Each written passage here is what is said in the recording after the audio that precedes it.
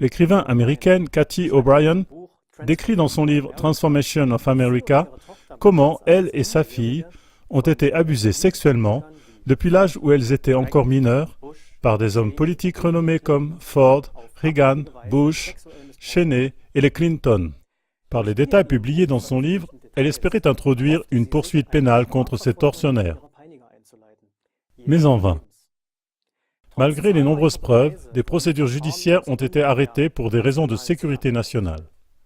De même, en Europe, les traces de la pédocriminalité mènent jusqu'aux plus hautes sphères de la politique, de la justice et dans les maisons royales. En 2005, dans le scandale pédophile allemand du Marais de Saxe, les enquêtes ont été empêchées et arrêtées par de Maizière, ministre de l'Intérieur de Saxe à l'époque. Le Marais de Saxe est une affaire qui n'est pas encore totalement éclaircie. Elle tourne autour de l'implication d'importantes personnalités de Saxe, entre autres, dans la prostitution forcée de mineurs. Une plainte avait été déposée contre Thomas de Maizière, accusé d'avoir soustrait des malfaiteurs à la justice, puisque des rapports d'enquête portant sur des hauts magistrats de justice et des hommes politiques connus avaient disparu. La plainte contre de Maizière n'a vu aucune suite juridique, au contraire.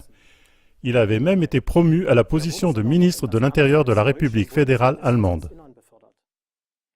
Ainsi, chez nous en Europe, il semble aussi plus important de protéger au nom de la prétendue sécurité nationale des pédophiles importants et organisés au niveau international, plutôt que de protéger nos enfants.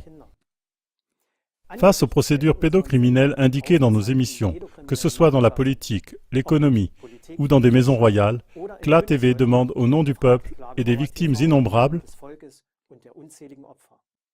Pourquoi êtes-vous devenu fonctionnaire de la police judiciaire, procureur et juge? Comment avez-vous pu vous engager, étant payé par l'État, à protéger le peuple et délaisser maintenant si lâchement votre peuple? Vous combattez des bagatelles quotidiennes, mais vous négligez votre vrai mandat.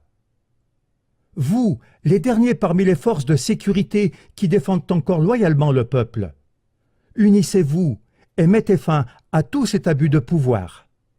C'est votre heure. Celui qui, comme vous, occupe une fonction si importante et qui délaisse le peuple sans défense à l'heure décisive du danger, celui-là doit être placé au même niveau de peine qu'un déserteur en temps de guerre, qui abandonne ses camarades et les livre sans protection à l'ennemi. Donc, une chose est sûre, tôt ou tard, un tribunal du peuple se formera et demandera des comptes à tous les traîtres du peuple.